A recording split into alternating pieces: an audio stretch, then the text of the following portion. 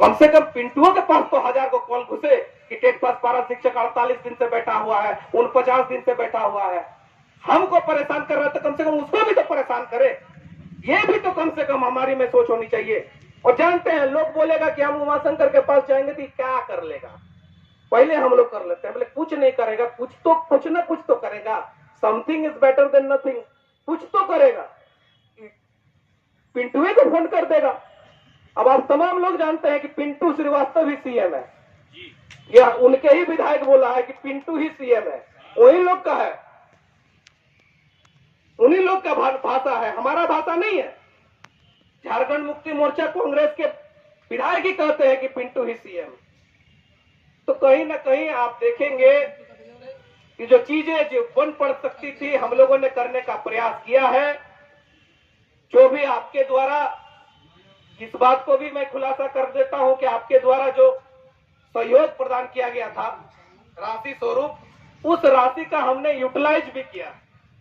ऐसा नहीं है कि उस राशि को हम लोगों ने दबोच करके रखा, उस राशि को हम लोगों ने यूटिलाइज भी किया।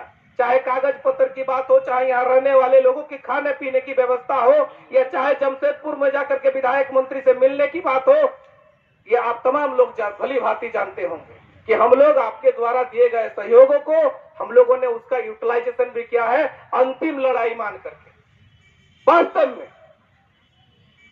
और तमाम लोग एकजुटता बनाए रखे।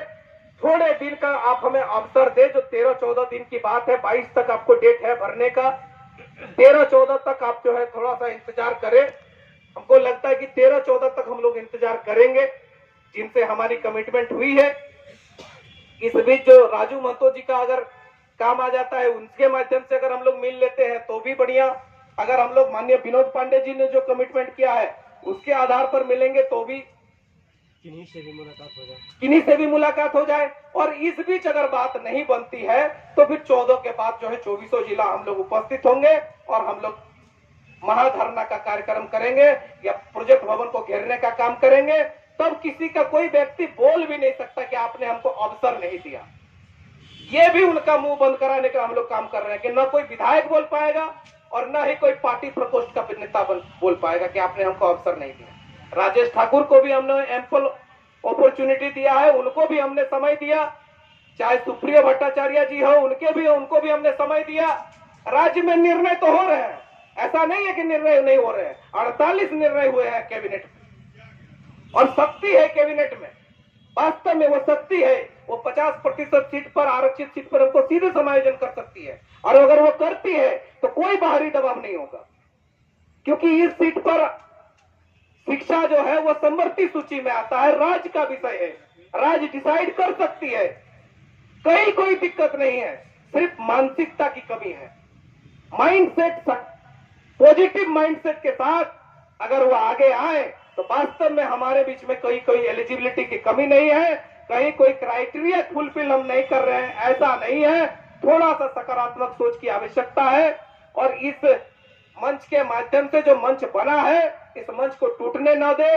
तमाम साथियों से मेरा आग्रह होगा, निवेदन होगा कि हम लोग जिस तरह से जुटे हुए हैं, डटे हुए हैं, आप भी इसी तरह से हजारीबाग की उपस्थिति बनाए रखें। 24 दिन में, 20 दिन में आपकी एक दिन पाली आती है, उस पाली में आप आए और इस मंच को जो है आप जगमग रखें। और इतना तो जानिए कि इस मंच जो अभी बना है, इस मंच के माध्यम से तमाम राज्य में जो चर्चाएं चली है टेट पास पारा शिक्षकों के विषय में, इससे आपको पॉजिटिव ही आउटकम मिलेगा। और उस पॉजिटिव आउटकम तक आप कितना इंतजार कर सकते हैं, ये धैर्य की बात है। उस धैर्यता के साथ आपको आगे बढ़ना होगा। जैसे पीएसएस के साथी भी आप देखेंगे अभी उनका मंच खाली है, लेकिन इन्होंने अपनी जो दम है, अपना जो ताकत है, वो ताकत प्रोजेक्ट भवन में दिखाया उस दिन। आप देखेंगे, आप मीडिया के माध्यम से देखे भी होंगे, प्रोजेक्ट भवन में इन लोगों ने दिखाया।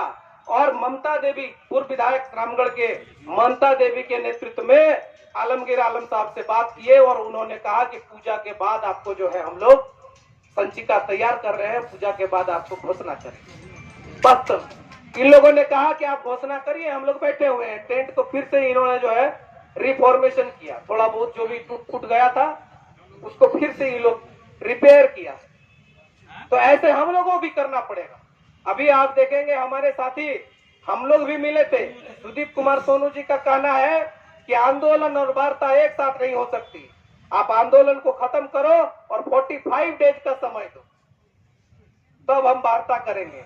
मैंने वो बुतरू समझाया, हम लोग वास्तव में बुतरू समझाया नहीं। मैंने उसको लग रहा है कि वो पुराना चेहरा नहीं है, तो हो सकता है कि इन लोगों में वो मैच्योरिटी नहीं है, हो सकता है वार्ता के नाम से लोग से फट से करते। तो ये पूर्व में भी कहा था, और आज हमारे साथी झरलाल महतो जी और मनोज शर्मा जी पहुंचे थे वहां सुदीप सोनू जी के पास, तो उन्होंने फिर से ये रिपीट किया और वो कह रहे हैं कि हमको एक अपॉर्चुनिटी दो कि हम जो है गए वहां जाकर के धरना खत्म किए और उसके माध्यम से मुख्यमंत्री जी से मिलेंगे कि देखिए मैंने धरना खत्म करके आ गया। अब हम लोग धरना खत्म कर देंगे और आकलन वाला टीम बना ही रहा है, वो लोग धरने पर इसी जगह पर बैठ जाएगा। बोले तुम क्या धरना खत्म किया है, तो धरना चालू है, चेहरा ना बदलेगा, धरना तो है ही है। और सरकार हेमंत सोरेन तो शिबू सोरेन के विरुद्ध में नहीं ना होगा, तो उनका जो कमिटमेंट होगा वो कमिटमेंट भी भाड़ में चला जाए।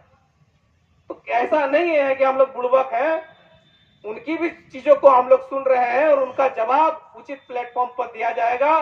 कल दिन जब वो चुनाव में जाएंगे तो हम लोग भी कहेंगे कि हम लोगों को भी 45 डेज का प्रचार बंद कर दो, और 45 डेज का हमको भी समय दो, तब हम सोचेंगे कि देखिए, और हम लोगों के बीच जाएंगे कि देखिए इनको प्रचार बंद करवा दिए हैं, इनको वोट देना चाहिए कि नहीं देना चाहिए, विचार करिए आप। सबका समय आता है, आज हमारा समय ठीक नहीं है वास्तव में, लेकिन आपका भी समय ठीक नहीं रहेगा।